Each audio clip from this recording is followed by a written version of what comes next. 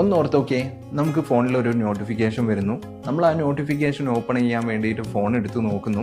അതിനുശേഷം നമ്മൾ പോലും അറിയാതെ മണിക്കൂറുകൾ ഇൻസ്റ്റഗ്രാമിലോ ടിക്ടോക്കിലോ ഒക്കെ റീൽസ് കണ്ടിട്ട് സമയം സ്പെൻഡ് ചെയ്ത് പോകുന്നു.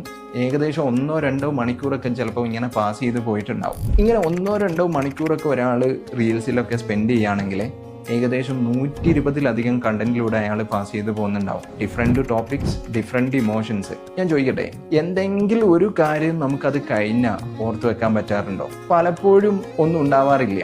നമ്മൾ നമ്മുടെ ബ്രെയിനിനെ ഇങ്ങനെ റാപ്പിഡ് എവർ ചേഞ്ചിങ് കണ്ടന്റിന് ഇങ്ങനെ എക്സ്പോസ് ചെയ്ത് കൊടുത്തുകൊണ്ടേയിരിക്കുകയാണെങ്കിൽ നമ്മുടെ ബ്രെയിനിന് ഇതൊന്നും ഇങ്ങനെ പ്രോസസ്സ് ചെയ്യാനും അതുപോലെ തന്നെ റീകോൾ ചെയ്യാനുമുള്ള കപ്പാസിറ്റി ഉണ്ടാവില്ല. നമ്മൾ ഒരു മീമ് കണ്ട് ചിരിക്കുന്നുണ്ടാവും, അതിനിടയിൽ ഒരു ഫൈനാൻസ് അഡ്വൈസ് കിട്ടുന്നുണ്ടാവും, അതിനിടയിൽ ഒരു സൈക്കോളജിക്കൽ വീഡിയോ വരുന്നുണ്ടാവും, അതിനിടയിൽ ചിലപ്പോൾ ഒരു റാൻഡം ഡാൻസ് വീഡിയോ കാണുന്നുണ്ടാവും, അതിനിടയിൽ ഒരു സിനിമ ക്ലിപ്പ് കാണുന്നുണ്ടാവും.